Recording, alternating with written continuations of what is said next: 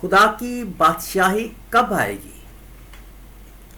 ایک موقع پر شاگردوں سے گفتگو کرتے ہوئے خدا یسوع مسیح نے وعدہ کیا تھا کہ میں تم سے سچ کہتا ہوں کہ جو یہاں کھڑے ہیں ان میں سے بعض ایسے ہیں کہ جب تک ابن آدم کو اس کی بادشاہی میں آتے نہ دیکھ لیں موت کا مزہ ہرگز نہ چکھیں گے۔ متی کی انجیل 16واں باب 28ویں آیت۔ دلچسپی کی بات یہ ہے کہ اگلی ہی آیت میں اس بات کی نشاندہی کرتے ہیں کہ یہاں پر یسوع کا یہ وعدہ چند ہی دنوں کے بعد پورا ہو گیا۔ وہ اپنے 3 شاگردوں کو پہاڑ پر لے گیا جہاں ان کے سامنے اس کی صورت بدل گئی اور یوں انہوں نے یسوع مسیح کے آنے والی بادشاہی کا جلال کے بابت رویا دیکھی۔ متی کی انجیل 17واں باب اس کی پہلی آیت سے لے کے 9ویں آیت تک۔ لیکن یاد رکھیں اس وقت بادشاہی قائم نہیں ہوئی تھی۔ مردوں میں سے جی اٹھنے کے بعد مسیح خداوند 40 دن تک اپنے شاگردوں کو نظر آتا اور ان سے خدا کی بادشاہی کی باتیں کہتا رہا۔ انہی ملاقاتوں کے دوران اس نے ان کو حکم دیا کہ یروشلم سے باہر نہ جاؤ بلکہ باپ کے اس وعدے کی پورا ہونے کے منتظر رہو جس کا ذکر تم مجھ سے سن چکے ہو۔ تم تھوڑے ہی دنوں کے بعد روح القدس سے بپتسمہ پاؤ گے۔ بس انہوں نے جمع ہو کر ان سے یہ پوچھا کہ خداوند کیا تو اسی وقت اسرائیل کو بادشاہی پھر عطا کرے گا؟ اس نے ان سے کہا ان وقتوں اور میعادوں کا جاننا جنہیں باپ نے اپنے ہی اختیار میں رکھا ہے تمہارا کام نہیں، لیکن جب روح القدس تم پر نازل ہوگا تو تم قوت پاؤ گے۔ وہ یروشلم اور تمام یہودیہ اور سامریہ میں بلکہ زمین کی انتہا تک میرے گواہ ہوگے۔ رسولوں کے اعمال پہلا باب 3 آیت سے لے کر 8ویں آیت تک۔ ہم خدا یسوع مسیح نے اپنے شاگردوں کے ساتھ زکائی کی زندگی میں ایک حیرت انگیز تبدیلی شاگردوں نے وہاں پر دیکھی اور یسوع مسیح نے اعلانیہ طور پر فرمایا کہ زکائی بھی ابراہیم کا فرزند ہے۔ کلام مقدس میں دیگر تفصیلات کا ذکر کرتے ہوئے مصنف لوکا یہ لکھتا ہے کہ جب ان باتوں کو سن رہے تھے تو ان سے ایک تمثیل بھی کہی، اس لیے کہ یروشلم کے وہ نزدیک تھا اور گمان کرتے تھے کہ خدا کی بادشاہی ابھی ظاہر ہونا چاہتی ہے۔ مسیح خداوند نے ایک تمثیل دی کہ ایک امیر آدمی دور دراز ملک کو چلا تاکہ بادشاہی حاصل کر کے پھر آئے۔ اس نے اپنے نوکروں میں سے 10 کو بلایا اور انہیں ایک ایک اشرفی دی اور ان سے کہا کہ میرے واپس آنے تک لین دین کرنا۔ اور پھر جب وہ بادشاہی حاصل کر کے واپس آیا تو اس نے ان نوکروں کو بلا بھیجا جن کو روپیہ دیا تھا تاکہ معلوم کرے کہ انہوں نے ان اشرفیوں کے ساتھ کیا کیا تھا۔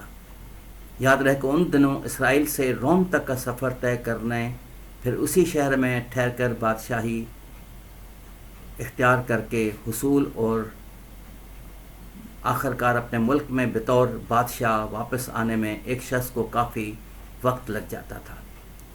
لوکا کی انجیل میں ان 10 اشرفیوں کی تمثیل کے مطابق یسوع مسیح وہ امیر آدمی ہیں جو دور دراز ملک یعنی کہ آسمان میں خدا سے بادشاہی حاصل کرنے کے لیے گیا ہوا ہے، اور جب تک اسے باپ کی طرف سے شاہی اختیار نہیں مل جاتا اسے ضرور ہے کہ عالم بالا پر آسمانی شہر میں رہے، لیکن ایک دن مناسب وقت پر خدا باپ اس مبارک اور واحد حاکم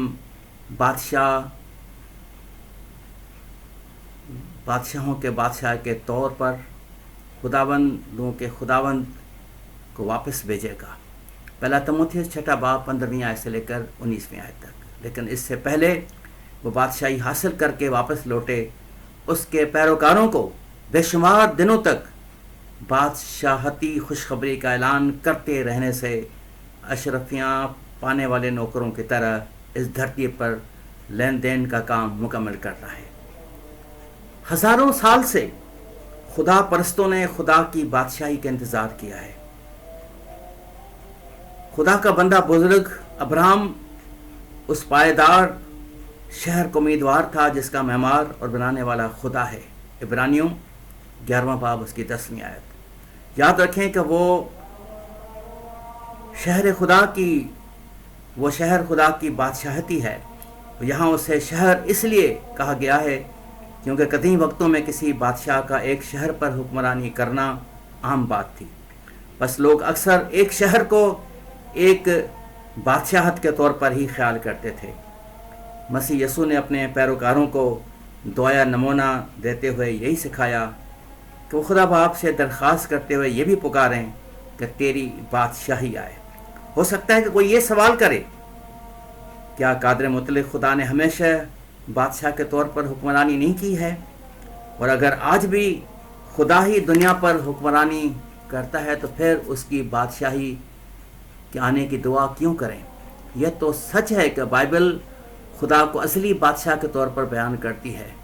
پہلا تموتیس 1 باب 17ویں آیت. لہٰذا لکھا ہے کہ خداوند نے اپنا تخت آسمان پر قائم کیا ہے اور اس کی سلطنت سب پر مسلط ہے. زبور 103 اس کی 19ویں آیت. چنانچہ خداوند خدا اپنی مخلوقات پر ہمیشہ سے حاکم اعلیٰ رہا ہے. یرمیہ 10واں باب اس کی 10ویں آیت. تاہم باغ عدن میں اپنی حکمرانی کے خلاف بغاوت کی وجہ سے خدا نے ایک مخصوص حکومت کا بندوبست کیا ہے. یہی وہ حکومت ہے جس کے لیے بعد میں مسیح یسوع نے اپنے پیروکاروں کو دعا کرنا سکھایا. اس کا مقصد ان مسائل کو ختم کرنا ہے جو اس وقت اٹھ کھڑے ہوئے تھے جب ابلیس اور دوسرے باغی فرشتے خدا کی حکمرانی سے منحرف ہو گئے. یہ نئی حکومت اپنا اختیار اور حکمرانی کرنے کا حق خدا باپ سے حاصل کرے گی کیونکہ یہ اس کی بادشاہی ہے. بائبل مقدس اسے بار بار خدا کی بادشاہی کہتی ہے. تاہم چونکہ خدا باپ نے اپنے اکلوتے بیٹے کو اس بادشاہی کا حاکم اعلیٰ مقرر کیا ہے لہٰذا اسے مسیح کی بادشاہت بھی کہا گیا ہے. دوسرا پطرس 1 باب اس کی 11ویں آیت. اسی لیے کلسے کی کلیسیا کو لکھتے ہوئے پولس رسول بیان کرتا ہے کلسیوں 1 باب اس کی 12ویں اور 13ویں آیت. باپ کا شکر کرتے رہو اس نے ہم کو تاریکی کے قبضے سے چھڑا کر اپنے عزیز بیٹے کی بادشاہی میں داخل کیا ہے.